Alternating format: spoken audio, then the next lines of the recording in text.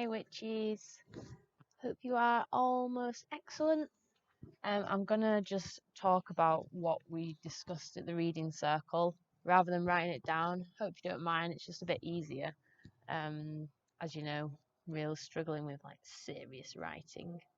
And so this week we were looking at ancestors and ancestral practices, which was like a continuation of our like decolonizing witchcraft and revaluing or reclaiming European practices.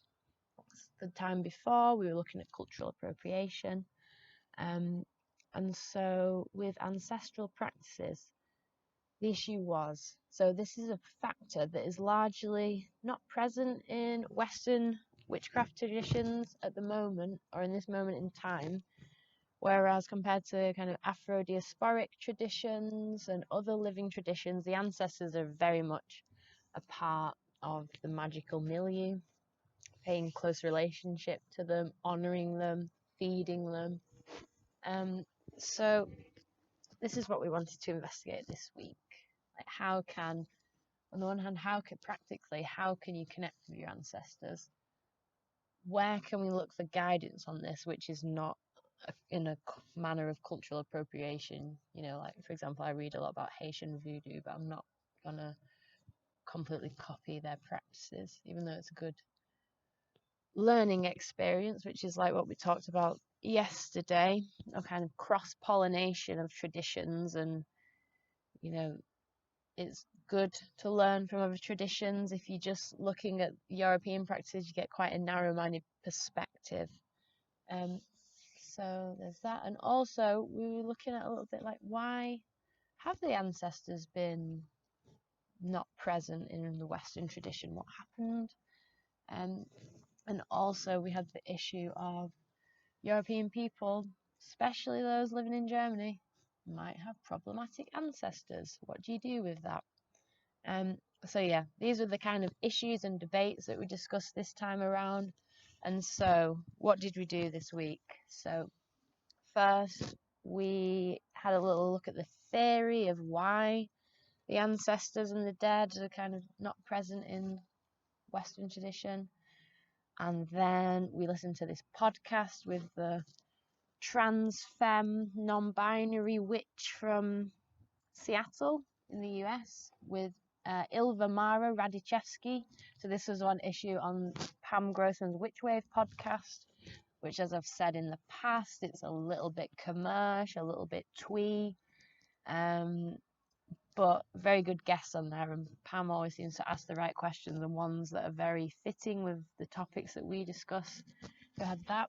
And then a YouTube video, a guided invocation to open up a portal with the queer ancestors and transcestors. So that was again with Ylva Mara and Fabian Frias, another queer witchy from the US. Sorry, Edgar Fabian Frias. So that was the more practical element. So let's dive in. Okay, so first things first. Why have the dead been exorcised from Western magic and magical practices? We looked here. My book from Scarlet Imprint, The Crossroads, with falling down. Jack Stratton Kent, Necromancy. So, Role of the Dead in a Living Tradition. So, is it Jack? Jake. Sorry, Jake Stratton Kent. Okay, another white man, but in terms of like Western theory, quite good perspective. So he's looking at the grimoire tradition. This probably is the book I've got that looks closest like a grimoire, you know, these old dusty texts. There's like the Lesser Keys of Solomon, all these kind of different things, which they're supposedly written quite a long time ago. He says they've got the Greco-Roman influence, but also the grimoires are quite popular in like the Western magical practices, like the 1600s, kind of similar time that the witch hunts are going on. Anyway, little diversion there. So what does he say? So he's looking at what happened to the dead, what happened to the ancestors, why are they absent from our practices, and of course, surprise, surprise, the Christian church had a large role to play. which consequently they kind of demonize the ancestors, and turn them into the dead. This chapter is called Necromancy, which essentially is the same thing as ancestral veneration, or ancestral veneration is a form of necromancy. So yeah, Christian Church's demonization of the ancestors, from a kind of socio-political perspective, it's a lot to do with control, power, also taking away, like if you make illegal, ban, forbid kind of ancient funerary rites, the way that people deal with their own personal deceased family members, relatives, kin. You gain control of the land if you think like graveyard, the cemetery under the control of the church, and you as a collective would have less right to the land, if the ancestors are given to the church. So they demonize them, considered fallen angels, and I think this contributes a lot towards, for starters, why in our tradition it's only really around Halloween, Samhain, that people connect with the ancestors maybe, and it's seen a little bit spooky. So in the circle, aside from the text, we discussed kind of our teenage, adolescent experiences with a Ouija board, when you push a mug, a glass along a table to get messages from the dead. One witchy in the group had quite a funny tale about, it's not funny, so the high school friends, their boyfriend had died, and they tried to connect with him through a Ouija board, but the Ouija board, or the person they connected with, was saying things exactly as you imagine a teenage boy would request, like pushing along the glass and it's spelling it out, kiss, kiss, make out, girls. So that was quite funny, cheeky spirits. Yeah, and then we discussed a little bit, and I think I've been clumsy with my language in this video, so like, what is the difference between the ancestors, spirits, the dead, deities? Or, I think I asked the question because it's something I think like, what's the difference between the spirit of a tree and your ancestors? Or like, a spirit, a familial spirit that visits you in the night. And someone put forward, which I think was a good way of thinking about it, is like maybe to do with the ego. The ancestor was once living in this realm and is still kind of attached to their own character, ego, and personal life. Whereas, the spirit of a tree is something a bit more, it's grounded in a place, but a bit more vague, maybe a bit more ethereal. And then also kind of like deities or goddesses and such are kind of more archetypal. So back to the ancestors and their ego. So this would explain, why certain spirits might be a bit pissed off, if they've got unfinished business or weren't expecting to die, or maybe if the way in which they got turned into an ancestor, they might need to seek some justice.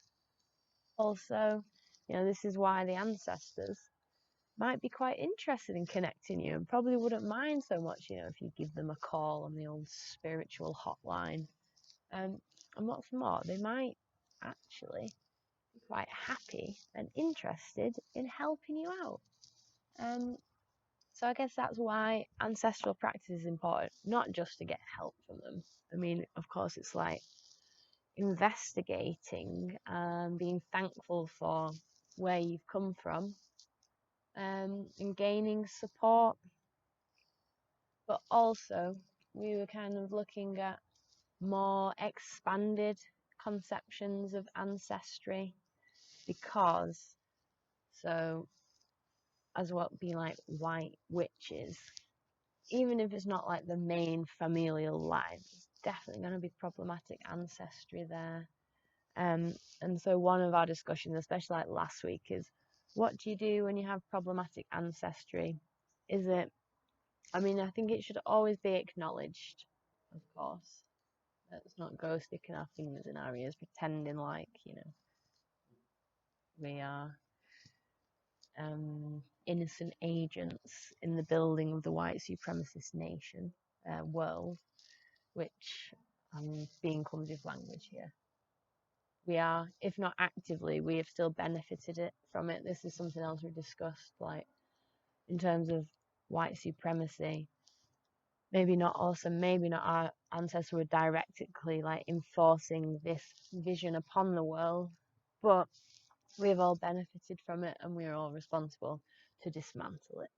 And this might involve looking at your problematic ancestry. Probably not coming to terms with them. Wouldn't want to do that. Almost definitely not working with them, but to acknowledge. And it gets into a tricky terrain. But so this is why this week we decided to look at, as I said, an expanded concept of ancestry, and also focusing on ancestors who themselves might have been historically shafted in the past. So we were looking at queer ancestors and the Transcestors, which I think this has probably been one of my favourite witch circle practices, which I'll talk about in a second. So yeah, Ylva Mara Radziszewski. They are trans femme non-binary witch based in Seattle. They have the Cunning Crow apothecary and consider themselves a steward of magic. And their practice, they believe, like magic and witchcraft is inherently linked with like decolonial practices and liberation work. So their work, practice and studies are very fitting and very helpful for the kind of topics we've been looking at. And so this Witch Wave podcast, say it before, say it again, it's a bit commercial. A lot of like American or let's say US witchcraft does seem to be quite, not necessarily commercial, but everyone's a small business owner and these kind of things. But then at the same time, magic practice in the US does seem to be a lot more progressive, or at least there are a lot more practitioners actively reflecting on their practice and trying to make it as a tool for dismantling white supremacist structures. So in terms of like the reclaiming tradition, so Ylva Mara has Romani and Polish ancestry, but based in Seattle. And so as part of their kind of reclaiming practice, how can you avoid cultural appropriation? Well, what Ylva says is to ask your own ancestors, ask them, oh, how do we do spirit work? How do we work with energies? But if you don't have a connection with your ancestors, it might be a bit tricky. And so they're talking about, and again, this is like kind of influenced by their location in the US, but if you are connecting with the spirits of the land in the place in the US, probably going to be a far stretch to European ancestry. So they talk about cross-pollinating between different traditions without appropriation. So, especially in the US, you might have access to a wide variety of magical practices and indigenous activity, but just because you have access doesn't mean it's yours to claim. So I like the way they discussed connecting with the spirits in their place. And might not be their ancestors, but as long as you go there kind of with humility, with curiosity, and kind of, being aware of your position and they're not your own. She gives this example that they're like, meeting someone's grandma and they're like, oh, well, I know where your grandma is. It's not me, but I can take you there. And also dealing with the idea of just because you're invited to someone's house doesn't mean you can stay the night. So this is a good way to imagine, like, if you might connect with ancestry that isn't your own. It's not necessarily a bad thing as long as you are aware of your position and don't like take it as your own and say like, this is my tradition, this is really cool.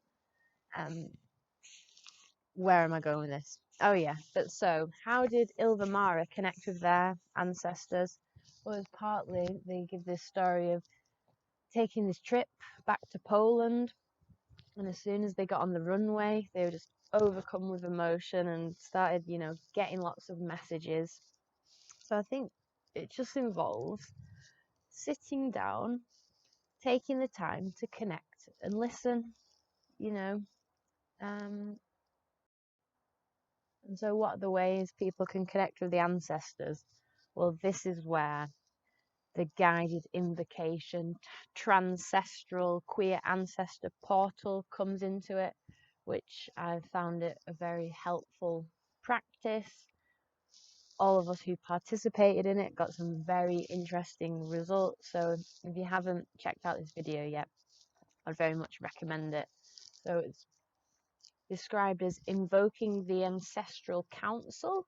And I really like this idea of council and also like queer ancestry, because it kind of goes beyond this biological ancestral connection. And as a council, so in my own personal practice and personal debates, I've been thinking of ideas of like coalitions of spirits. So an ancestral council, maybe not all the ancestors are your direct ones, but you connect with them and listen to them, honor them.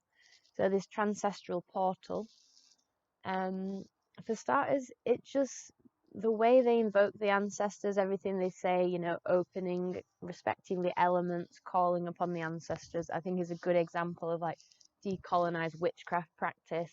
I mean, again, the US example, but they first, pay attention and honor and recognize that they are on occupied lands, and then call upon the queer and trans ancestors. So as I said, everyone that participated in this had quite a powerful experience. One witchy, quite an interesting story. So when they were beginning the invocation, they lit a candle, put it behind their laptop, and then started to meditate and watch the video.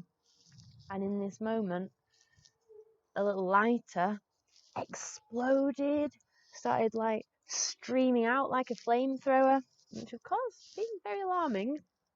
And then on the table where the lighter was, there was a mark, either like a C, maybe a crescent moon. So they took that as a message, as someone trying to get in touch, someone who might be a bit pissed off. And then when me and Aki were doing it together, the Transcestral portal, a lot of stuff happened. What happened? Well, might be where it gets a bit strange.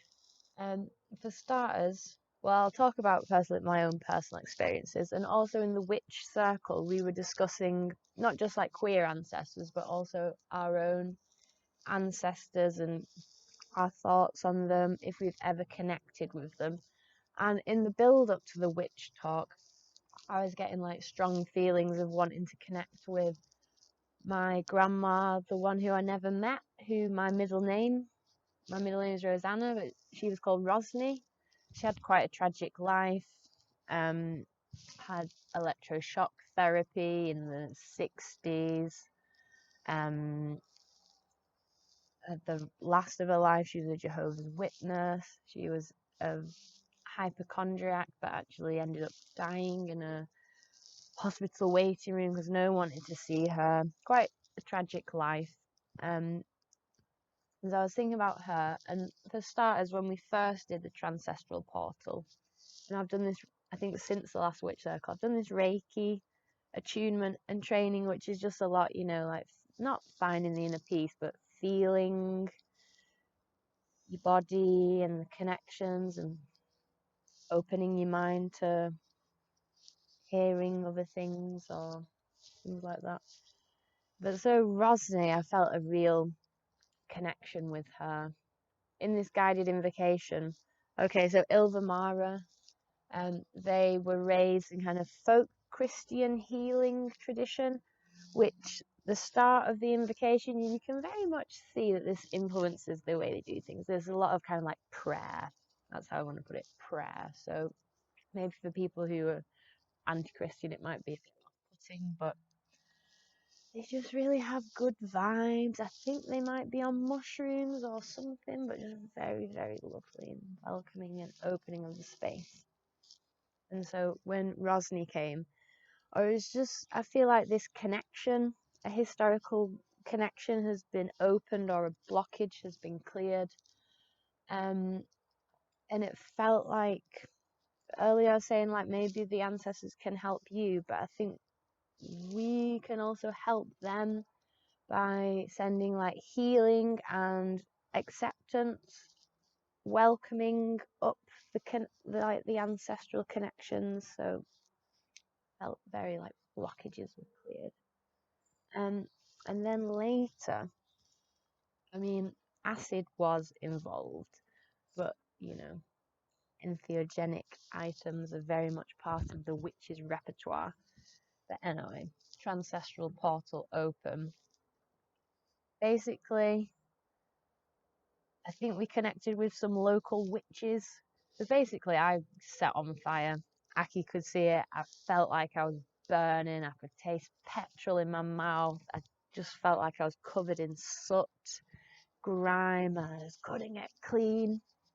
And so we were thinking about this, like the Transcestors and queer ancestors. Okay, that might seem like kind of a very contemporary idea, but if you think about it, any queer ancestors that we might have from the good old witchy days, God, I'm dithering here. What I'm trying to say is probably a lot of the people who were burnt in the Inquisition were queer ancestors. Probably anyone queer during the time of the Inquisition were branded as witches. So I think the queer ancestors should be a very prominent and central part of a witch's ancestral council. So personally, I found it a very transformative experience. I feel like certain channels, pathways, connections have been opened by doing this portal, or by sitting down and really engaging and thinking about historical connections, whether biological or social, cultural. Just very helpful. On the one hand, grounding. I feel supported, cosmically supported, and also gives me kind of a sense of purpose to think about. I mean, I'm always thinking about the witches who burn, but maybe thinking about how we can help them, why they might need help.